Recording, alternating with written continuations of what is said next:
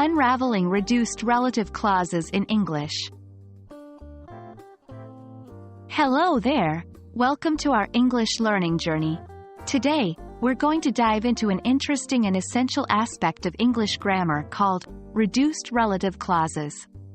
We'll specifically focus on how to identify them in sentences, which can really help you understand English text more deeply and express your ideas more concisely.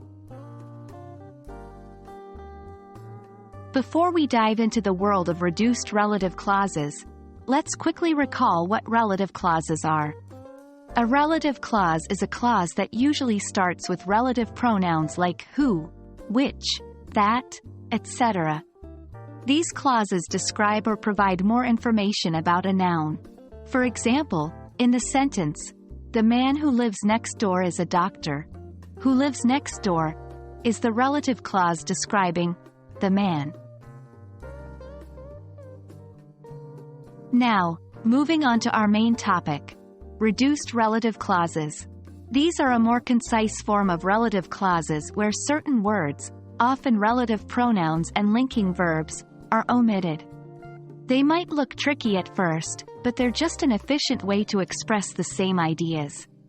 For example, the sentence, "The man living next door is a doctor," carries the same meaning as our previous example, but with a reduced relative clause.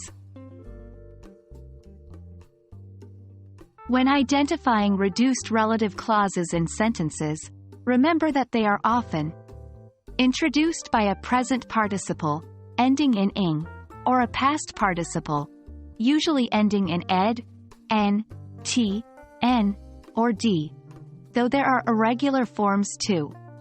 Devoid of relative pronouns, such as who, which, that. Let's look at a couple more examples. 1. Trained extensively, the soldiers were ready for any challenge. Here, trained extensively is a reduced relative clause modifying the soldiers. 2. I love the paintings displayed in the museum.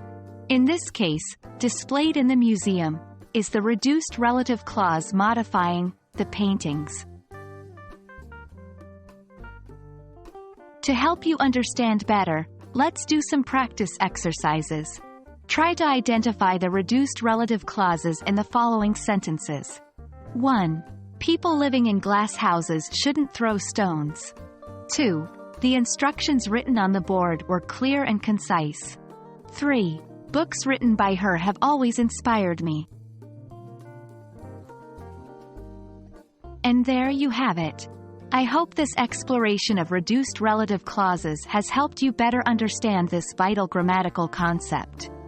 Keep practicing, and soon identifying reduced relative clauses will become second nature to you. Thank you for joining me today, and I look forward to our next English language learning adventure.